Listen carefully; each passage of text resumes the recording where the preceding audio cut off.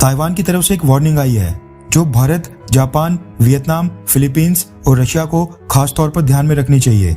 Last year China का एक article viral हुआ था। इस आर्टिकल को काफी बड़े बड़े मीडिया हाउसेस ने कवर किया था क्योंकि ये आर्टिकल पब्लिश किया था चाइनीज गवर्नमेंट का प्रोपेगेंडा फैलाने वाली सोहू नाम की वेबसाइट ने।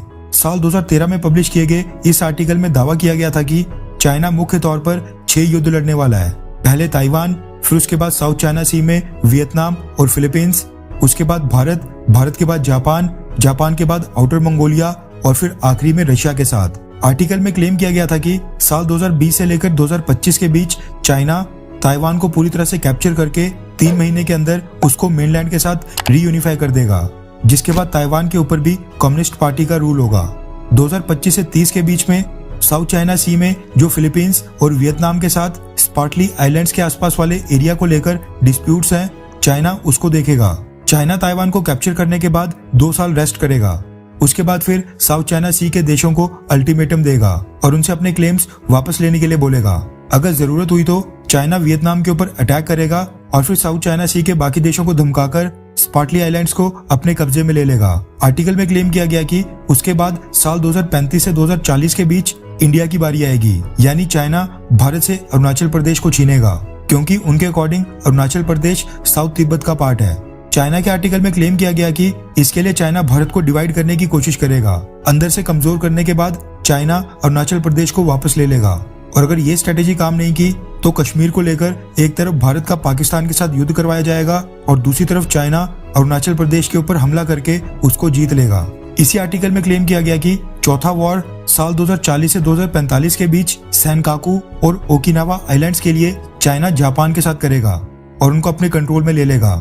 जापान के बाद 5वां वॉर 2045 से 2050 के बीच आउटर मंगोलिया के लिए, जबकि साल 2055 से 2060 के बीच चाइना रशिया के साथ 6ठा वॉर करेगा और रशिया का एक बड़ा रीजन चाइना अपने कंट्रोल में ले लेगा। इस आर्टिकल को लास्ट ईयर इतना सीरियसली इसलिए लिया गया क्योंकि आर्टिकल में मेंशन हर एक विवाद को चाइना समय समय पर उठाते आया है।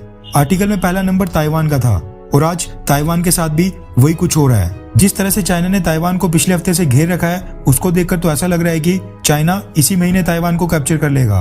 हालांकि आगे आने वाले दिनों में ही एक्चुअल सिचुएशन का पता चलेगा, लेकिन ताइवान ने भारत समेत दुनिया के बाकी देशों को एक बार फिर इसी आर्टिकल की याद दिलाते हुए क्लियर कर दिया है कि चाइना ताइवान तक नहीं रुकने वाला है। रेफरेंस के लिए आपकी स्क्रीन के ऊपर हिंदुस्तान टाइम्स के आर्टिकल का स्क्रीनशॉट है, जिसके मुताबिक ताइवान ने कहा है कि चाइना के जो जियो स्ट्रेटेजिक एम्बिशन है, यानी जो चाइना की महत्वाकांक्षाएं हैं, वो ताइवान के साथ नहीं रुकेंगी। ताइवान के विदेश मंत्री ने कहा है कि चाइना का इन्फ्लुएंस साउथ ईस्ट और साउथ एशिया तक बढ़ गया है। ऐसे में फ्रीडम यानी आजादी को पसंद करने वाले देशों को चाइना के विस्तारवाद का जवाब देने के लिए एक साथ आना ही पड़ेगा। ताइवान के विदेश मंत्री जोसेफ वू ने कहा है कि अमेरिका की स्पीकर नैन्सी पेलोसी की विजिट का बहाना मारकर चाइना ताइवान को इन्वेड करने के लिए ही ये सारी मिलिट्री डील्स कर रहा है। उन्होंने कहा कि ये बाकी देशों को ऐसा लग रहा होगा कि चाइना बस ताइवान को ही टारगेट कर रहा है, लेकिन वास्तव में चाइना की महत्वाकांक्षाएं ताइवान से काफी आगे तक की हैं। चाइना अपने प्रभुत्व को south east Asia, south Asia और इवन अफ्रीका और यहाँ तक कि लैटिन अमेरिका तक बढ़ाने की कोशिश में लगा है। ताइवान के विदेश मंत्री ने बाकी सभी देशों को वार्न किया कि ताइवान बस चाइना का पहला पड़ाव है, उसके बाद चाइना एक एक करके बाकी देशों को टारगेट करना शुरू करेगा। इसलिए चाइना के अथॉरिटेरियन यानी जो चाइना का दबंगई दिखाने वाला जो बिहेवियर है, इसके खिलाफ खड़े होने का अभी सही मौका है और फ्रीडम पसंद करने वाले देशों को चाइना के खिलाफ एकजुट होना चाहिए। लेकिन ये बात भी सच है कि भारत और जापान जैसे देश जिनके चाइना के साथ सीरियस डिस्प्यूट्स हैं, वो चाइना को कुछ नहीं बोल रहे हैं तो बाकी देश तो छोड़ ही दो, उनको तो चाइना से डायरेक्टली कोई भी दिक्कत नहीं है। खैर, आपको क्या लगता है कि क्या चाइना अरुणाचल प्रदेश को भारत से अलग करने के मकसद से भारत के ऊपर हमला कर सकता है? हाँ या फिर ना? नीचे कमेंट करके अपनी राय जरूर बताएं।